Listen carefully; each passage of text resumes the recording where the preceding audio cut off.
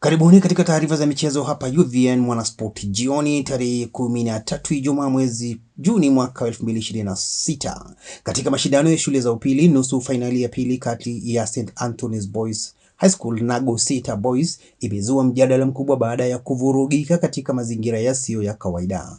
Taarifa kutoka eneo Cherangani yanaeleza kuwa timu ya Goseta Boys ilidaiwa kususia mechi hiyo ya nusu fainali, hali iliyomlazimu mwamuzi kuwapa St. Anthony's Boys ushindi wa 1-1.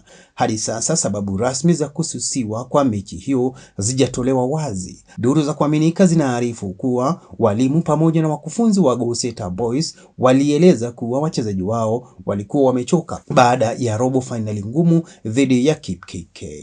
Inaelezwa kuwa timu zote zilizokuwa zimeshiriki robo finali siku hiyo zilikuwa tayari zimecheza mechi zao, na Goseta walihitaji takriban saa 2 za mapumziko kabla ya kukabiliana na miamba wa soka St. Anthony's Boys katika nusu finali hiyo.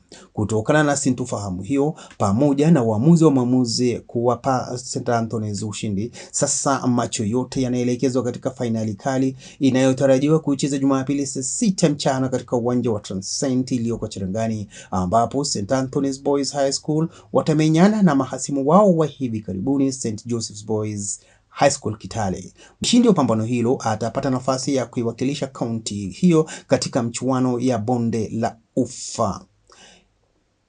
Hiyo ni sehemu ya habari za michezo hapa UVN Mwanaspoti jioni. Endelea kuwa nasi kwa taarifa zaidi za michezo na burudani. Hii ni UVN Radio, dimbwi la habari, jukwaa la taarifa za kuaminika, uchambuzi wa kina wa michezo na mijadala yenye afya mtandaoni. Unaweza kupata na kufuatilia vyanzo hivi kupitia tovuti yetu rasmi www.uvnradio na mitandao yote ya kijamii ndani ya UVN Radio. UVN Radio, sauti yetu sote.